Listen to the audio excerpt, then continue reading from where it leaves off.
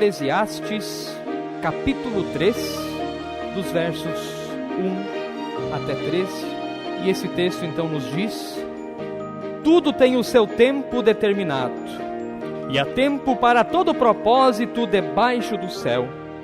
Há tempo de nascer e tempo de morrer, tempo de plantar e tempo de arrancar o que se plantou, tempo de matar e tempo de curar, tempo de derribar e tempo de edificar, tempo de chorar e tempo de rir, tempo de prantear e tempo de saltar de alegria, tempo de espalhar pedras e tempo de ajuntar pedras, tempo de abraçar e tempo de afastar-se de abraçar, tempo de buscar e tempo de perder, tempo de guardar e tempo de deitar fora, tempo de rasgar e tempo de coser, tempo de estar calado e tempo de falar, tempo de amar e tempo de aborrecer, tempo de guerra e tempo de paz. Que proveito tem o trabalhador naquilo com que se fadiga? Viu o trabalho que Deus impôs aos filhos dos homens, para com ele os afligir. Tudo fez Deus formoso no seu devido tempo. Também pôs a eternidade no coração do homem, sem que esse possa descobrir as obras que Deus fez, desde o princípio até o fim. Sei que nada melhor para o homem do que regozijar-se e levar vida regalada. E também que é dom de Deus que possa o homem comer, beber e desfrutar o bem de todo o seu trabalho. Que a graça do Senhor Jesus Cristo, o amor de Deus o Pai e a comunhão do Espírito Santo estejam conosco. Amém. Amados irmãos e amadas irmãs, está quase lá. Eu vejo lá no relógio que está instalado lá atrás, falta pouco tempo para a gente estar virando o ano. Aliás, em vários lugares do mundo, a gente acompanhou um pouquinho hoje, isso já aconteceu e logo vai acontecer aqui também. Daqui a pouco é meia-noite, vamos escutar foguetes, vamos estar desejando ou vivendo Feliz Ano Novo. Os alemães vão estar dizendo Prost Neujahr, né? Não sei se dizem aqui em Sapiranga essa expressão, lá em Santa Catarina se diz assim, mas vamos então atualizar, Feliz Neues Jahr, isso vocês vão conhecer. Vamos estar dizendo Feliz Ano Novo, esperando um novo tempo, esperando aquilo que Deus tem para nós. Hoje é o dia de olhar para trás, ver como é que foi esse ano. De modo geral, ele é avaliado como um ano não muito bom, o ano em que houve a tragédia em Brumadinho, o ano em que jovens morreram num centro de treinamento, lá sim, do meu time, é uma vergonha, o Flamengo, uma coisa lamentável que não devia ter acontecido. Jornalistas, apresentadores, pessoas morreram, um ano que no geral é avaliado como um ano não muito bom, e a gente algum tempo atrás já escutava, termina 2019 porque não dá mais. E eu vi até uma imagem no Facebook ou no Instagram, agora eu não vou lembrar onde é que estava, que dizia, tomara que 2020 não seja uma segunda temporada de 2019, ou seja, uma segunda versão desse ano que nós já tivemos. Mas, de repente, na nossa vida, foi exatamente o contrário. De modo geral, um ano avaliado como ruim, mas de repente na nossa vida nós tivemos bênçãos, tivemos conquistas, tivemos momentos de alegria, tivemos momentos bons. Ou talvez sim, de repente na nossa vida também tivemos momentos complicados. De repente tivemos nesse ano a perda de alguém querido. Podemos ter passado muitas coisas neste ano de 2019 que está prestes a terminar. E a pergunta é, como vivemos, como vamos viver daqui para frente? Muitos ligam a vida no piloto automático, ao estilo de Zeca Pagodinho, deixa a vida me levar, vida leva eu. E será que isso vai dar certo? Deixa a vida me levar, venha o que vier, o que vai acontecer se nós seguirmos assim? Nós lemos primeiro o texto de Eclesiastes, que é um texto muito conhecido sobre o tempo. E esse texto eu já vi ele ser usado em várias ocasiões. Já ouvi esse texto ser usado em formatura, já ouvi esse texto ser lido em casamento. Inclusive nós, os encontros de famílias do mês de novembro, se eu não me engano, trabalhamos também esse texto. Naquela ocasião não sabia que seria também o texto previsto para o dia de hoje. Trabalhamos um pouco dessa questão do tempo. E é interessante, tem uma curiosidade bem especial no livro de Eclesiastes, escrito por Salomão quando ele era idoso. Ele escreveu Provérbios quando era jovem e Eclesiastes quando já tinha um pouco mais de experiência. Eclesiastes é um dos únicos livros da Bíblia em que não aparece o nome de Deus. Sabia disso? Não significa que não aparece a palavra Deus. Essa palavra até aparece, mas o nome de Deus não aparece. A palavra Deus, no sentido genérico, de qualquer Deus, divindade, até aparece, mas não a identificação comum de essas 4 letras, que no hebraico é o nome de Deus, YHWH, a gente pronuncia Yahvé, uma tentativa de pronúncia, mas não se sabe como se dizia na verdade, que era o Senhor de Israel, ou seja, o Deus de Israel tinha um nome. E sempre nas nossas Bíblias, quando nós estamos lendo e aparece Senhor com letra maiúscula, ali no original hebraico está o nome de Deus, que é aquelas 4 letras. Sabe por quê? O nome de Deus no Antigo Testamento era considerado tão santo que não se podia pronunciar. Aparecia essas 4 letras, Yahvé, mas sempre que aparecia essas 4 letras, eles diziam Senhor, para não dizer o nome de Deus, para não ofender o nome de Deus.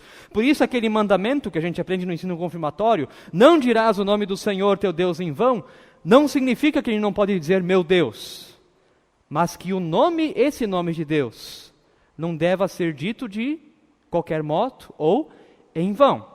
Quando aparecia essas 4 letras, quando eles estavam lendo hebraico, quando aparecia, eles substituíam a pronúncia por Adonai, que significa Senhor. Só que no livro de Eclesiastes, por incrível que pareça, Deus não aparece.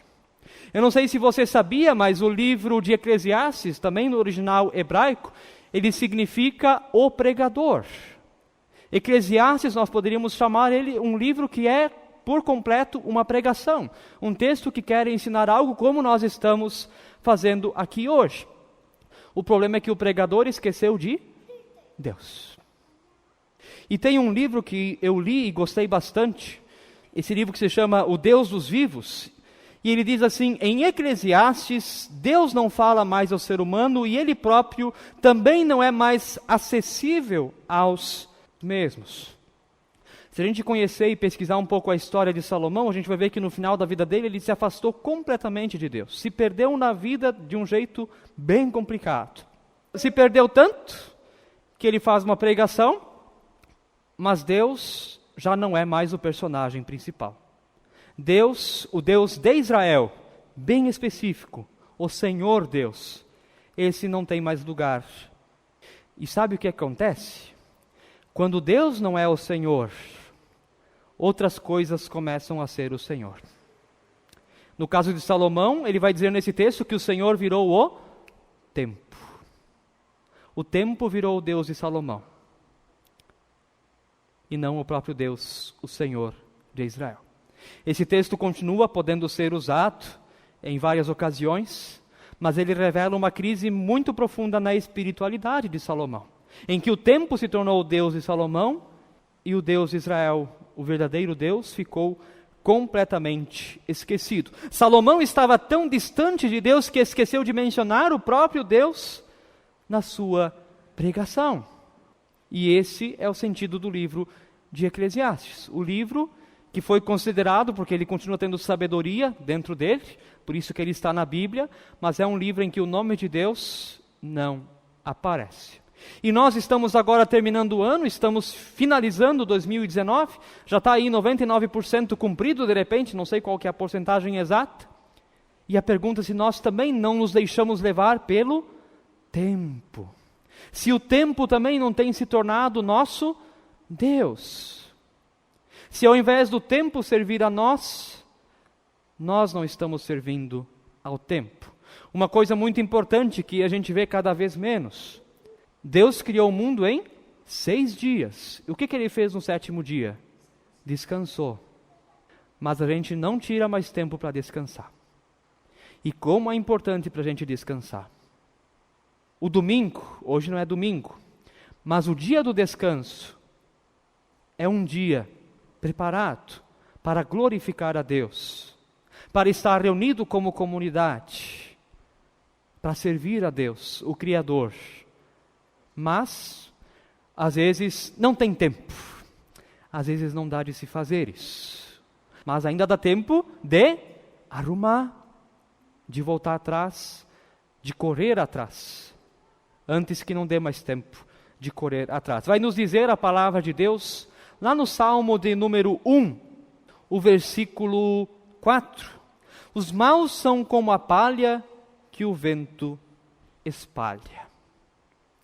Quando Deus, como no livro de Eclesiastes, como na vida de Salomão, o Deus verdadeiro não está mais como principal personagem da nossa vida.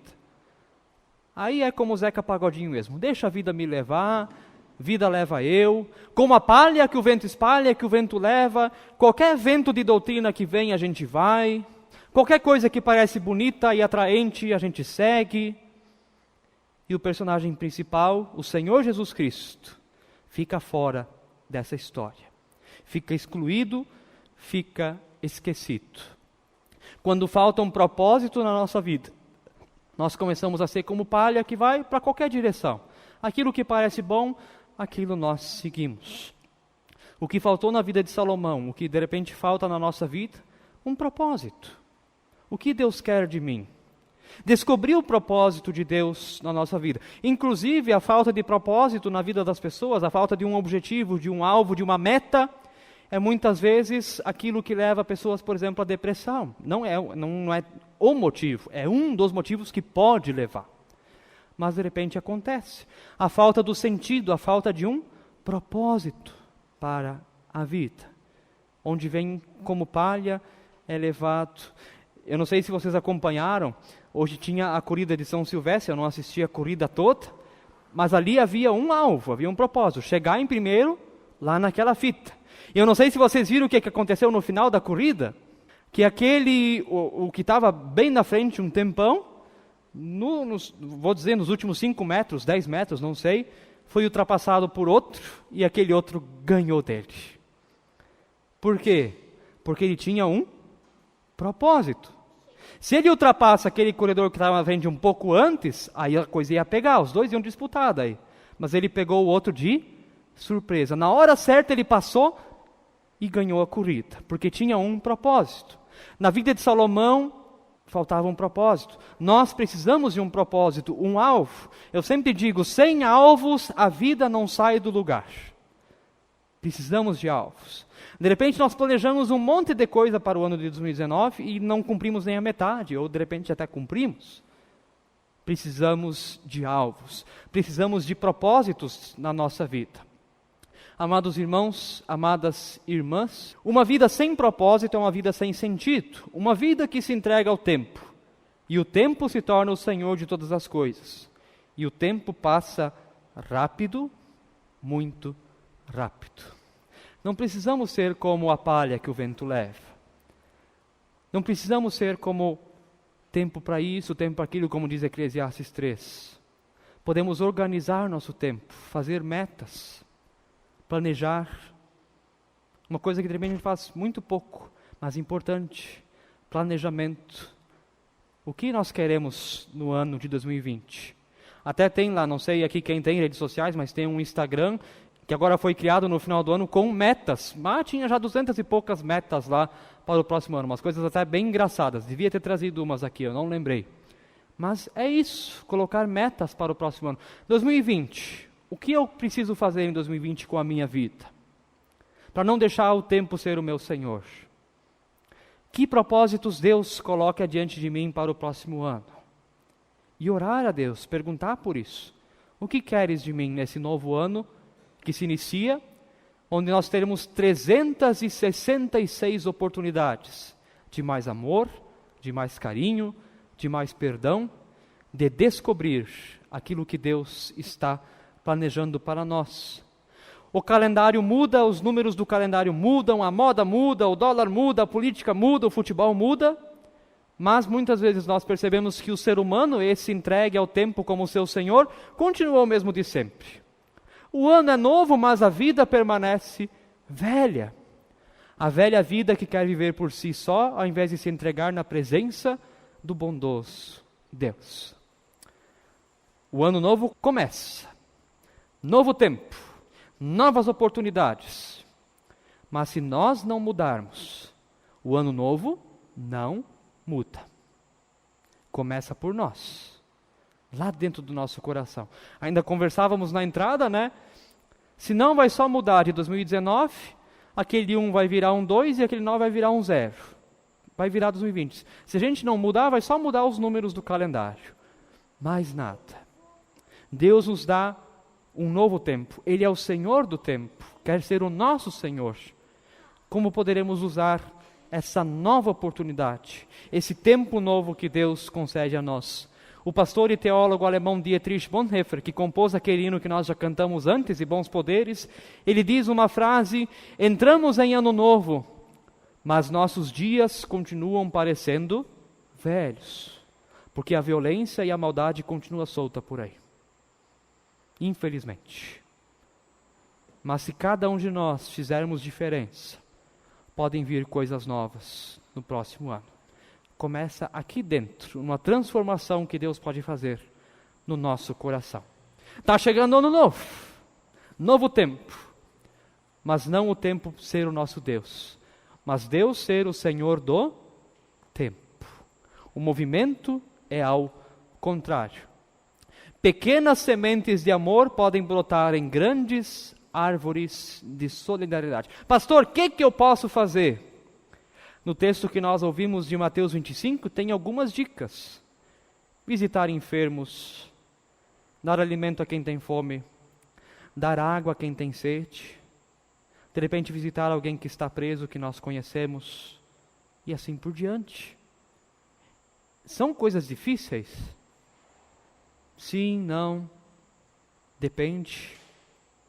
São gestos de amor que nós podemos fazer, que podem fazer muita diferença no próximo ano. Se cada um de nós plantar uma sementinha de amor, pensa as grandes árvores que nós poderemos ter no próximo ano. Começa por nós. Não se entregando ao tempo, ao deixa a vida me levar, a vida leva eu, mas não, organizando o tempo, usando o tempo a favor do reino de Deus, a favor do amor, da bondade, da compaixão, da misericórdia. Como a gente está precisando disso no nosso mundo? Como está faltando isso? Compreensão, paciência. Às vezes a gente abre a internet, um xingando o outro, de um jeito assim que a gente até fica de boca aberta. Como é que é possível um negócio desse?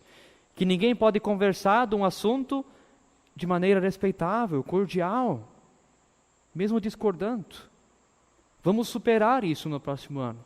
Mesmo tendo opiniões diferentes, seja elas quais forem, sobre o que for, viver a partir do amor, da misericórdia de Deus. E que Deus nos dê um novo e abençoado tempo, com novas oportunidades de fazer diferença. Porque, amados irmãos e irmãs, a salvação não está presa nos limites do tempo, mas é poderosa o suficiente para durar para sempre, graças a Deus.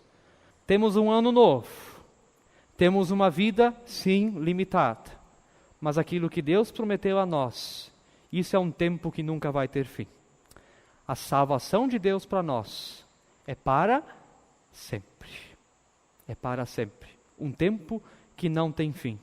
Depositemos nossa confiança não só nas coisas desse tempo que passam, mas nestas coisas que duram para sempre. A comunhão, a oração, a leitura devocional da Bíblia, a comunhão com os irmãos e irmãs, tudo isso é importante. Assim nós estaremos também semeando o amor. Não coloquemos nossa esperança nas propagandas do mundo. Isso também é importante. Eu sempre digo, aqui vejo, é bonito, a cor branca simboliza a paz. Isso é uma coisa maravilhosa, simbolizar, mostrar a paz para outras pessoas. Mas também tem aqui vermelho, azul, não é a cor que vai dar a nós um bom ano de 2020. Uma vez, num lugar que eu trabalhei, que não vou dizer onde, uma pessoa veio e me disse, exatamente no dia 31 de dezembro, pastor, vamos comer bastante carne de porco, porque a galinha cisca para trás e o porco fuça para frente, aí nós vamos para frente. Aí eu pedi muito amor no coração, mas eu disse, olha, eu posso comer carne de porco todo dia, se eu não trabalhar eu não vou para frente. Não coloquemos nossa esperança nessas coisas que o mundo coloca. Não. Vamos colocar nossa esperança no tempo de Deus. Não vamos pular as 7 ondas, porque isso vai dar sorte. Isso não muda nada. Vamos colocar nossa esperança em Deus, vamos confiar nele. Não vamos fazer que nem Salomão, colocar esperança em outras coisas. Vamos colocar no tempo de Deus e vamos esperar que Ele nos conceda um feliz e conceda um abençoado 2020. E a paz de Deus, que excede todo entendimento, guardará as nossas mentes e nossos corações em Cristo Jesus. Amém. Convido nós a confessarmos o Deus que nós cremos, esse Deus maravilhoso, o Deus que é Senhor da história, o Deus que é Senhor do tempo, o Deus que nós cremos, confessamos com as palavras do credo apostólico, dizendo: creio em Deus Pai Todo-Poderoso, Criador do céu e da terra, e em Jesus Cristo, seu Filho unigênito, nosso Senhor, o qual foi concebido pelo Espírito Santo, nasceu da Virgem Maria, padeceu sob poder de Pôncio Pilatos, foi crucificado, morto e sepultado, desceu ao mundo dos mortos, ressuscitou no terceiro dia, subiu aos céus e está sentado à direita de Deus Pai Todo-Poderoso, de onde virá para julgar os vivos e os mortos. Na Santa Igreja Cristã, a comunhão dos santos, na remissão dos pecados, na ressurreição do corpo e na vida eterna.